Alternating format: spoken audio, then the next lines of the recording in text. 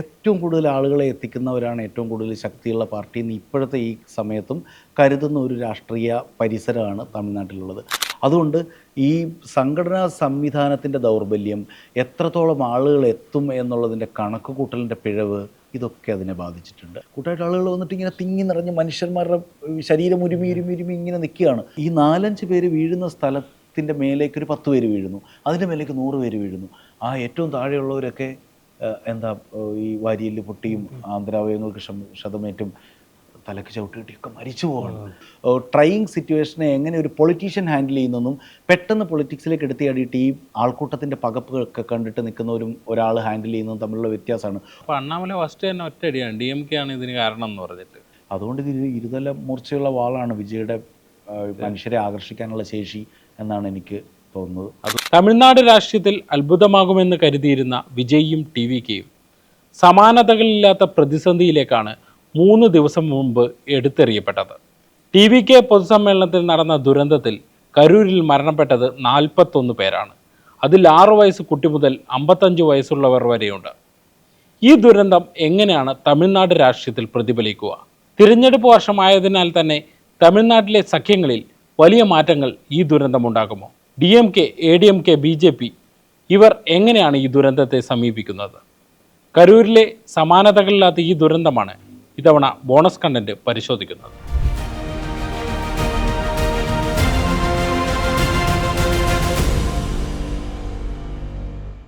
നമ്മൾ 1 മാസം മുമ്പ് ഈ മധുരയിലെ വിജയുടെ റാലി സംബന്ധിച്ച് ഒരു ബോണസ് കണ്ടന്റ് നടത്തിയിരുന്നു. അത് യൂട്യൂബിൽ നല്ല രീതിയിൽ തന്നെ സ്വീകരിക്കപ്പെട്ടിരുന്നു.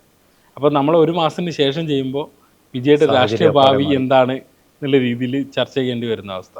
എന്താണ് ഈ കരൂരിൽ സംഭവിച്ചത്? അതിൽ വിജയുടെ ഭാഗത്തുള്ള ഒരു തെറ്റുണ്ടോ? വിജയുടെ ഭാഗത്ത് തെറ്റുണ്ടോ എന്ന് ചോദിച്ചാൽ വിജയുടെ രാഷ്ട്രീയ കക്ഷിക്ക് എത്രയാണ് 1.5 വർഷം മാത്രമാണ് പ്രായം. അവിടെയുള്ള ബാക്കി അയാൾ മത്സരിക്കുന്ന രാഷ്ട്രീയ കക്ഷികൾക്കൊക്കെ തമിഴ്നാടിനോളം തന്നെ പ്രായമുണ്ട് അല്ലേ? അതുപോലെ തന്നെ ഉറച്ച പ്രത്യയശാസ്ത്ര അടിത്തറയുമുള്ള കക്ഷികളാണ്. അടിസ്ഥാനപരമായിട്ട് ഒരേ പ്രത്യയശാസ്ത്ര നിലപാട് തറയിൽ നിന്ന് തുടങ്ങി 2 ശാഖകളായിട്ട് വിഭജിച്ച് നിൽക്കുന്ന 2 പ്രധാനപ്പെട്ട കക്ഷികളും പിന്നെ അടുത്ത കാലത്ത് ഉയർന്നു വന്ന BJPയും ആണല്ലോ അവിടുത്തെ പ്രധാന കക്ഷികൾ. കൂടാതെ CPM, CPI, VCK, സീമാൻ അങ്ങനെ വേറൊരു വിഭാഗം ഒക്കെ ഉണ്ടെങ്കിൽ പോലും.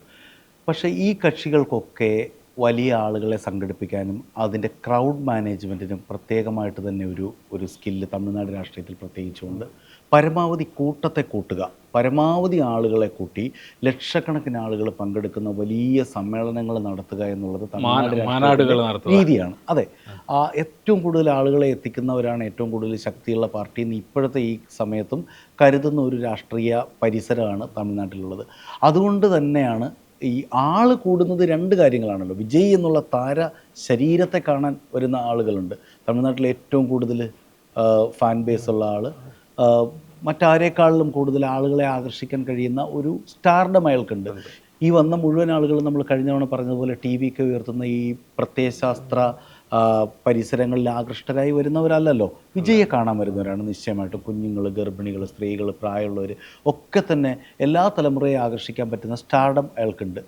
പക്ഷേ ഈ എത്തുന്ന ആളുകളെ മാനേജ് ചെയ്യാനുള്ള ഒരു സ്കില്ല് മറ്റ് പാർട്ടികൾക്കുള്ളതുപോലെ അദ്ദേഹത്തിനില്ല. ഇപ്പോൾ തമിഴ്നാട്ടിലെ പ്രധാനപ്പെട്ട സീനിയർ പത്രപ്രവർത്തകരും ഒക്കെ ആയിട്ട് നമ്മൾ സംസാരിക്കുകയുണ്ടായി കഴിഞ്ഞ ദിവസങ്ങളിൽ. അവരൊക്കെ പറയുന്നത് ഇപ്പോൾ ജയലളിതയുടെ സമ്മേളനങ്ങൾക്കായാലും കലൈഞ്ചറുടെ സമ്മേളനങ്ങൾക്കായാലും അതിനുശേഷം വന്ന ശരത് കുമാർ ആയാലും പിന്നെ സിനിമയിൽ നിന്ന് വന്ന് രാഷ്ട്രീയ പരീക്ഷണം നടത്തി താൽക്കാലികമായിട്ടെങ്കിലും വിജയിച്ച വിജയകാന്ത് ആണെങ്കിലും അല്ലെങ്കിൽ പോട്ടെ ഭയങ്കര പ്രത്യയശാസ്ത്ര അടിത്തറയിൽ ഉറച്ചു നിന്ന് നിൽക്കുന്ന സീമാനോ അല്ലെങ്കിൽ തിരുമാവളവനോ ഇടത് കക്ഷികളോ ഒക്കെ ആണെങ്കിൽ ഒരു സമ്മേളനം നടത്തിയാലും 10,000-കണക്കിനോ ലക്ഷക്കണക്കിനോ ആളുകളെ സംഘടിപ്പിക്കാൻ അവർക്ക് പറ്റും.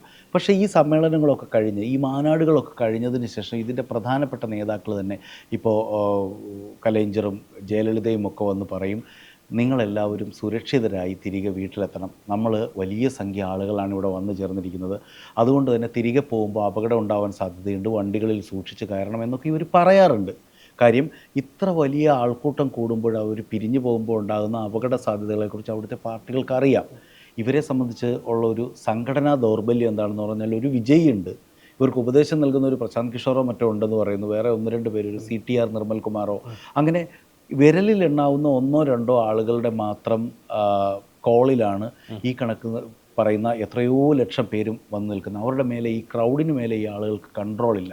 അതുകൊണ്ട് ഈ സംഘടനാ സംവിധാനത്തിൻ്റെ ദൗർബല്യം, എത്രത്തോളം ആളുകൾ എത്തും എന്നുള്ളതിൻ്റെ കണക്കുകൂട്ടലിൻ്റെ പിഴവ്, ഇതൊക്കെ അതിനെ ബാധിച്ചിട്ടുണ്ട് അല്ലേ? ബാധിച്ചിട്ടുണ്ട്. ഇത് ഇപ്പോൾ ശരിക്കും പറഞ്ഞാൽ വിജയ് ഒരു ക്രൗഡ് പുള്ളറായിട്ട് വരുവാണ്. ഇത് പിന്നെ DMK ഒരു അവസരമായി എടുക്കുന്നു എന്നുള്ളതാണ് TVK ആരോപിക്കുന്നത്.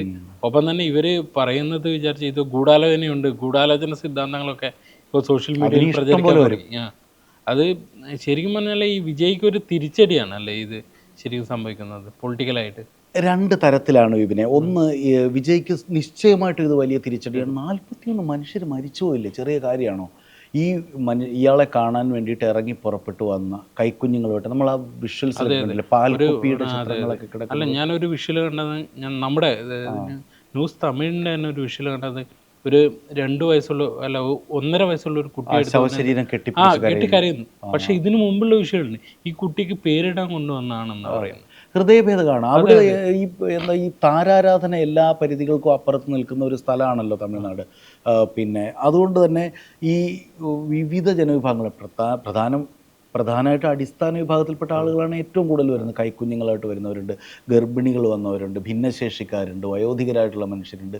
ഇവരൊക്കെയും കൂടി വന്ന് നിന്നിട്ട് ഈ വിജയിനെ ഒന്ന് അടുത്ത് കാണാൻ പറ്റുമോ? അതായത് ഗ്രാമത്തെ രക്ഷിക്കുന്ന ആളായിട്ടുമൊക്കെ വന്നിട്ട് വലിയ താരാരാധന വീരപരിവേഷത്തോടെ വന്നിട്ടുള്ള സ്ക്രീനുകളിൽ പലവട്ടം കണ്ട് കൈയടിച്ചിട്ടുള്ള മനുഷ്യൻ ഇതാ ജനങ്ങൾക്കിടയിലേക്ക് ഇറങ്ങി വരുന്നു, ഒന്ന് അടുത്ത് നിന്ന് കാണാം എന്നുള്ളതാണ് പ്രാഥമികമായിട്ട് ഈ ജനക്കൂട്ടത്തെ നയിക്കുന്ന വികാരം. അപ്പോൾ ഇങ്ങനെ ഇറങ്ങി വന്ന മനുഷ്യരാണ് ഈ മരിച്ചുപോയവർ മുഴുവൻ. 10-40 മനുഷ്യർ മരിച്ചു എന്ന് പറഞ്ഞാൽ ചെറിയ കാര്യമല്ല. ഉറപ്പായിട്ടും വിജയ്ക്ക് ഇതൊരു തിരിച്ചടി ഉണ്ടാകും. പക്ഷേ ഞാൻ കരുതുന്ന വേറൊരു കാര്യം, വിജയ് എന്നൊരു ഫിനോമിനൻ ഇതുകൊണ്ട് അവസാനിക്കാനൊന്നും പോകുന്നില്ല. കാര്യം വിജയ്ക്ക് ക്രൗഡ് പുള്ളിങ് ശേഷി ഇപ്പോഴും ഉണ്ട്. ഇത് ഏത് തരത്തിലാണ് വിജയുടെ രാഷ്ട്രീയ കക്ഷിയും മറ്റുള്ളവരും ഇതിനെ അഭിമുഖീകരിക്കുക, ആരൊക്കെ ഇതിനെ എങ്ങനെയൊക്കെയാണ്, ഏതൊക്കെ തരത്തിലാണ് ഇതിൻ്റെ മേൽ ബ്ലെയിം ഗെയിമിംഗ് സംഭവിക്കുക എന്നൊക്കെ ഇനി വരുന്ന ദിവസങ്ങളിൽ കാണും. അപ്രതീക്ഷിതവും അതിസാഹസികവുമായിട്ടുള്ള മൂവുകളൊക്കെ തമിഴ്നാട് രാഷ്ട്രീയത്തിൽ വരും ദിവസങ്ങളുണ്ടാവും. എന്നാൽ പോലും ഞാൻ കരുതുന്നു, ഒന്ന്, വിജയ് ഭയങ്കര ഒരു പ്രത്യയശാസ്ത്ര ദൃഢതയുള്ള ഒരു മനുഷ്യനൊന്നുമല്ല. ഒരു പോസ്റ്റ് പൊളിറ്റിക്കൽ പീരീഡിൽ നിന്ന് വരുന്ന, അല്ലെങ്കിൽ ഒരു ദ്രവീഡിയൻ രാഷ്ട്രീയത്തിന് ശേഷം വരുന്ന ഈ പറയുന്ന ജനപ്രിയ പ്രസ്താവനകളും ഒക്കെ നടത്തി, സ്കോളർഷിപ്പുകൾ വിതരണം ചെയ്ത്, വീൽ ചെയറുകളും സൈക്കിളുകളും ഒക്കെ കൊടുക്കുന്ന തമിഴ്നാട്ടിലെ കാലവും വിജയിച്ച ഒരു രാഷ്ട്രീയ ഫോർമുലയുടെ അതിനെ മാത്രം ഫോക്കസ് ചെയ്തു വരുന്ന ഒരു രാഷ്ട്രീയക്കാരനാണ്. അയാൾക്ക് പിന്നിൽ വെക്കാൻ പെരിയാറും അണ്ണാദുരയും പോലെയുള്ള ബിംബങ്ങളെയൊക്കെ വെക്കുന്നുണ്ടെങ്കിൽ അടിസ്ഥാനപരമായി ഒരു അപ്പൊളിക്കൽ രാഷ്ട്രീയ ധാരയുടെ ആളാണ് പുള്ളി. മാത്രമല്ല ഈ സ്റ്റാർഡമാണ് അതിനുള്ള ഒരു ഉൾപ്രേരകം. ഈ സ്റ്റാർഡം അപ്പൊളിറ്റിക്കലായിട്ടുള്ള കാര്യം പറഞ്ഞുകൊണ്ടാണ് ഇത് അപകടം നടന്ന് ആ ഒരു 2 മണിക്കൂറിന് പുള്ളി തിരിച്ച് ചെന്നൈയിലേക്ക് പോവുകയാണ്. അത് ഇതിൻ്റെ ഭാഗമായിരിക്കും അല്ലേ? അത് ഈ സത്യത്തിൽ സീസൺഡ് ആയിട്ടുള്ള പൊളിറ്റീഷ്യൻസിന് ഒരു സാഹചര്യത്തെ എങ്ങനെ പ്രത്യുൽപ്പന്ന മതത്തോടെ കൈകാര്യം ചെയ്യുന്നു എന്നുള്ളതും, ഒരു ട്രൈയിങ് സിറ്റുവേഷനെ എങ്ങനെ ഒരു പൊളിറ്റീഷ്യൻ ഹാൻഡിൽ ചെയ്യുന്നതും, പെട്ടെന്ന് പൊളിറ്റിക്സിലേക്ക് എടുത്തിയാടിയിട്ട് ഈ ആൾക്കൂട്ടത്തിൻ്റെ പകപ്പൊക്കെ കണ്ടിട്ട് നിൽക്കുന്നവരും ഒരാൾ ഹാൻഡിൽ ചെയ്യുന്നതും തമ്മിലുള്ള വ്യത്യാസമാണ്. ഒരേ സമയം ട്രിച്ചി എയർപോർട്ടിൽ നിന്ന് വിജയ് ചെന്നൈക്ക് സഞ്ചരിക്കുന്നു. ഈ അപകടം ദുരന്തം ഉണ്ടായതിൻ്റെ പകപ്പിൽ അയാൾ പെട്ടെന്ന് ആ സിറ്റുവേഷനിൽ നിന്ന് രക്ഷപ്പെട്ട് ഓടുകയാണ്. അപ്പോൾ സ്റ്റാലിൻ എന്താ വീട്ടിൽ പോയി കിടന്ന് ഉറങ്ങിയ സ്റ്റാലിൻ പെട്ടെന്ന് എഴുന്നേറ്റ് സെൻറ്റ് ജോസഫ് ഫോർട്ടിലേക്ക് വരുന്നു, സെക്രട്ടേറിയറ്റിലേക്ക് വരുന്നു. അവിടെ കിട്ടിയ ഉദ്യോഗസ്ഥരെയും അവൈലബിൾ ആയിട്ടുള്ള മന്ത്രിമാരെയും വിളിച്ച് അടിയന്തര യോഗം ചേരുന്നു. നാളെ രാവിലെ കരൂരിലേക്ക് പോകുന്നു പറയുന്നു, തീരുമാനം മാറ്റുന്നു. അന്ന് രാത്രി തന്നെ അങ്ങേര് കരൂരിലേക്ക് പ്രഖ്യാപിക്കുന്നു, ജുഡീഷ്യൽ അന്വേഷണം പ്രഖ്യാപിക്കുന്നു. അന്ന് രാത്രി തന്നെ ഒരേ സമയം ഒരു വിമാനം ട്രിച്ചിയിൽ നിന്ന് പിന്നെ ചെന്നൈയിലേക്കും തിരിച്ച് ഒരു വിമാനം അങ്ങോട്ടേക്കും പോവാണ്. അത് രാഷ്ട്രീയക്കാരല്ല അല്ലാത്ത ഒരാൾ. വിജയുടെ ഏറ്റവും വലിയ എതിരാളി എന്ന് പറയുന്നത് ഉദയനിധിയാണ്. ഈ സ്റ്റാലിൻ്റെ മകൻ തിരിച്ചു വന്നു. ഏറ്റവും വലിയ ഇത് പറഞ്ഞാൽ ഈ കരൂര് എന്ന് പറയുന്ന പ്രദേശം, ഈ സെന്തിൽ ബാലാജി എന്ന് പറയുന്ന DMKയുടെ ശക്തനായ നേതാവിൻ്റെ ഒരു ഹോം ഗ്രൗണ്ടാണ്. ഈ വിജയ് അവിടെ ഇരുന്നിട്ട് ഈ 10 രൂപ മന്ത്രി അത് കളിയാക്കാൻ, പുള്ളിയുടെ അഴിമതി കഥയൊക്കെ വെച്ചിട്ട് കളിയാക്കാൻ വിളിക്കുന്നതാണ്. ആ പ്രസംഗം നടത്തിക്കൊണ്ടിരിക്കുവാണ്. ഇതേ സെന്തിൽ വിജയ് അവിടുന്ന് ഈ പ്രശ്നം ഉണ്ടാക്കി ചെന്നൈയിലേക്ക് മടങ്ങിയപ്പോൾ ഇതേ സെന്തിൽ ബാലാജിയാണ് അവിടെ ഗ്രൗണ്ട് പിടിക്കുന്നത്. സെന്തിൽ ബാലാജി പെട്ടെന്ന് ആശുപത്രിയിലേക്ക് ഓടി വരുന്നു. സ്റ്റാലിൻ പറയുന്നു സെന്തിൽ ബാലാജിയും പിന്നെ കൂടാതെ 2 മന്ത്രിമാരാണ്. സെന്തിൽ ബാലാജി വരുന്നു, മാ സുബ്രഹ്മണ്യം വരുന്നു, അൻബിൽ മഹേഷ് പൊയ്യാമൊഴി വരുന്നു. വേറൊരു ഇത് കണ്ടിരുന്നില്ലേ, അൻബിൽ മഹേഷ് പൊയ്യാമൊഴിയും സെന്തിൽ ബാലാജിയും തമ്മിൽ കെട്ടിപ്പിടിച്ച് കരയുന്നു അല്ലേ, ചെറിയ പിള്ളകൾ സാർ എന്ന് പറയുന്നു. അവർ എക്സ്പ്രസീവ് ആയിട്ടുള്ള മനുഷ്യരാണല്ലോ തമിഴ്നാട്ടിൽ പൊതുവെ. അതിൽ നാടകം ആരോപിക്കുന്നവരുണ്ട്, അത് വേറെ കാര്യം. ഏതായാലും ആ ഒരു സിറ്റുവേഷൻ നമ്മൾ റിപ്പോർട്ട് ചെയ്തുകൊണ്ട് നിൽക്കുമ്പോൾ നമുക്ക് ഇവിടെ നിന്നിട്ട് വിഷമം വരുന്നുണ്ട്, കുഞ്ഞുങ്ങളടക്കം മരിച്ചുപോയ സാഹചര്യം. പക്ഷേ എന്താണെങ്കിലും ഈ ദുരന്തം നടന്നിട്ടൊരു 2, 3, 4 മണിക്കൂറുകൾക്ക് ശേഷമാണെന്ന് തോന്നുന്നു ആദ്യത്തെ ട്വീറ്റ് വിജയുടെ വരുന്നത്. വിജയ് പ്രതികരിക്കുന്നില്ല, വിജയുടെ സംഘടനാ സംവിധാനം പ്രതികരിക്കുന്നില്ല, താഴെത്തട്ടിലെ ലീഡേഴ്സ് ഇല്ല, ഉള്ളവർ പോലും ഈ CTR മഹേഷോ ഇവരാരും തന്നെ ഒന്നും മിണ്ടുന്നില്ല. ആ DMK പോയി ആ കളവ് അങ്ങോട്ട് പിടിക്കുകയാണ്. പക്ഷേ BJPയുടെ പ്രതികരണം വളരെ ശ്രദ്ധിച്ചായിരുന്നു, കുറച്ച് മുൻകൂട്ടി എറിഞ്ഞുമായിരുന്നു അല്ലേ? അണ്ണാമലൈ ആണ് അല്ലേ അവിടെ BJPക്ക് സംസ്ഥാന അധ്യക്ഷൻ എല്ലാം ഉണ്ടെങ്കിലും ഇപ്പോൾ BJP അവിടെ തമിഴ്നാട് നിയന്ത്രിക്കുന്ന അണ്ണാമലയാണ്. ആ അണ്ണാമലയുടെ വാക്കുകളാണ്. അപ്പോൾ അണ്ണാമല ഫസ്റ്റ് തന്നെ ഒറ്റയടിയാണ് DMK ആണ് ഇതിന് കാരണം എന്ന് പറഞ്ഞിട്ട്. DMK ഒരു സമ്മേളനം നടത്തിയാൽ ആ സ്ഥലങ്ങളിലൊക്കെ ഇഷ്ടംപോലെ പോലീസിനെ ഉണ്ടാവും. ഇത് നിയന്ത്രിക്കാൻ വേണ്ടിയിട്ട് പോലീസിനെ കൊടുത്തില്ല, പോലീസ് വരുത്തി വെച്ച ഒരു. അപ്പോൾ അതായത് ഈ വിജയ്ക്ക് എന്തായാലും വിജയുടെ കൂടെ ആളുണ്ട്. വിജയ് സഖ്യത്തിന് തയ്യാറാകുന്നില്ല.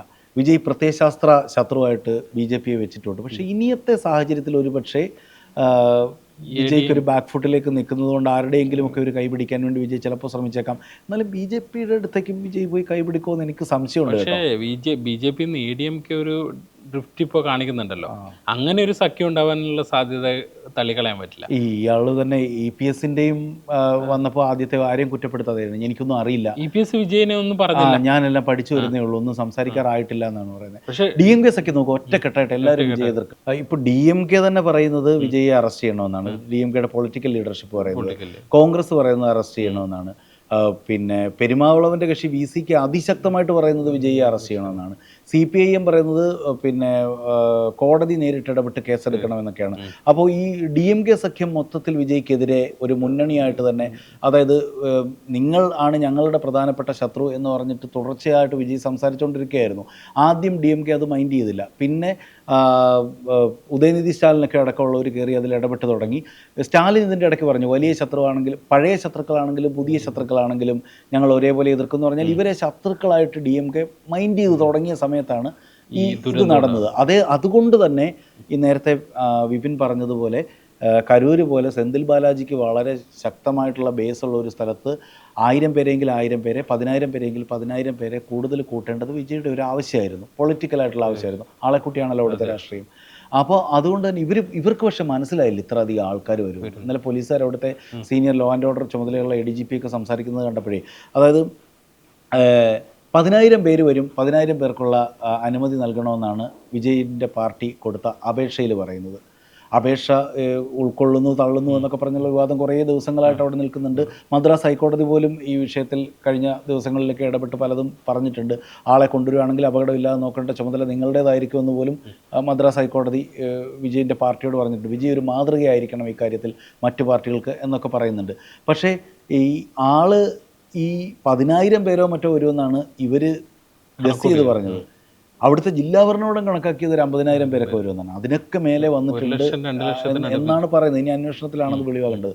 അതായത് ഈ സ്ഥലം ഉണ്ടല്ലോ, വടിവേൽ നഗർ എന്ന് പറയുന്ന ഈ സമ്മേളനം നടക്കുന്ന ഈ സ്ഥലത്തേക്ക് തൊട്ടപ്പുറത്തെ ഈ സ്വീകരണം ആദ്യം പ്രസംഗിച്ച സ്ഥലത്തു നിന്ന് 500 മീറ്റർ ദൂരം എത്താൻ വേണ്ടിയിട്ട് എടുത്തത് 1.5 മണിക്കൂറോ മറ്റോ ആണ്.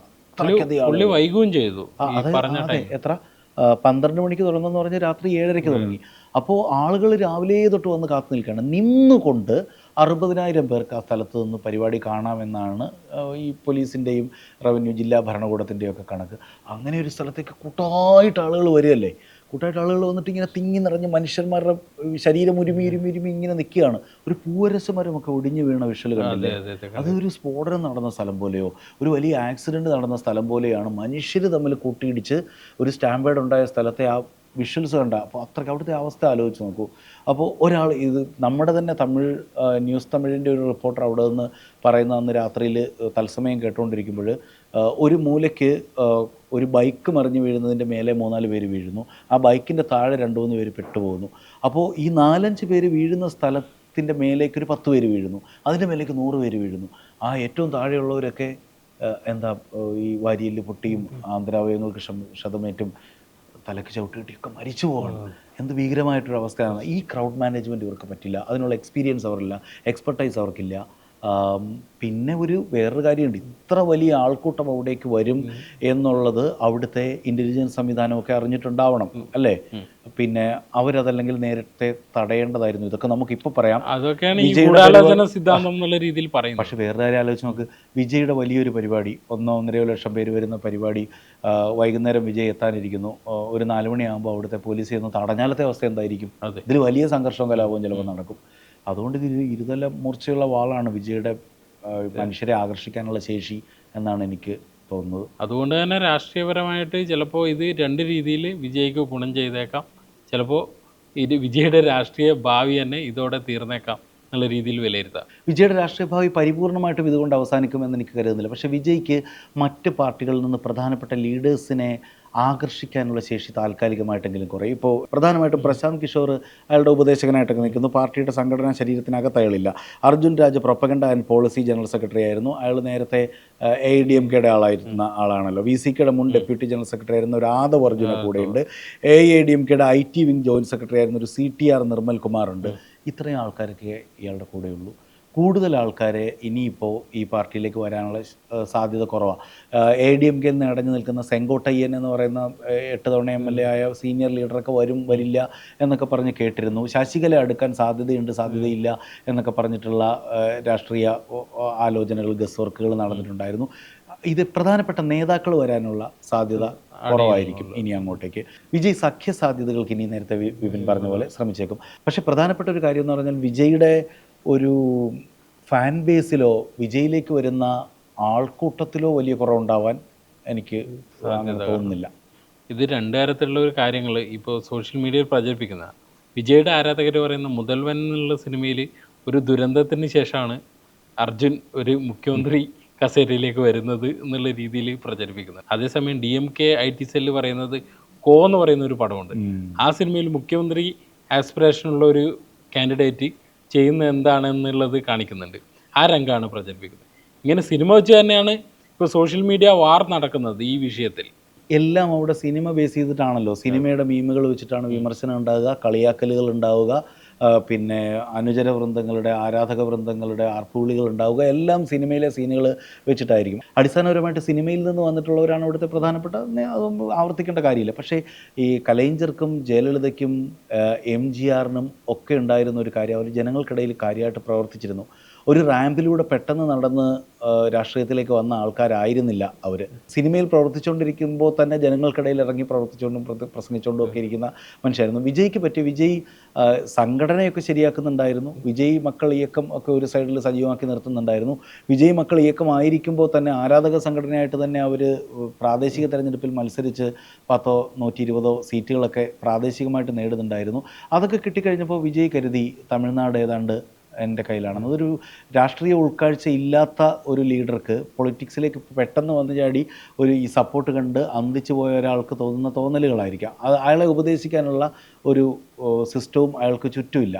അപ്പോൾ ഈ വിക്രവണ്ടിയിലെയും മധുരയിലെയും റാമ്പിലൂടെ നടന്നു വന്ന് കയറിയതുപോലെ ഒരു ഈസി വാക്ക് ഓവർ മുഖ്യമന്ത്രി സിംഹാസനത്തിലേക്ക്, കസേരയിലേക്ക് ഉണ്ട് എന്നൊക്കെ ഒരു പക്ഷേ വിജയ് തെറ്റിദ്ധരിച്ചിട്ടുണ്ടാവാം.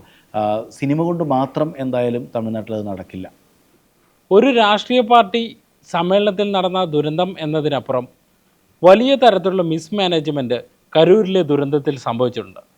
മെസ്സി അടക്കം കേരളത്തിൽ വരുന്ന സ്ഥിതിക്ക് വലിയ ജനക്കൂട്ട പരിപാടികൾ കേരളത്തിൽ നടക്കുമെന്നതിനാൽ തന്നെ കേരളവും ഈ ദുരന്തത്തിൽ നിന്ന് ഏറെ പഠിക്കാനുണ്ട്.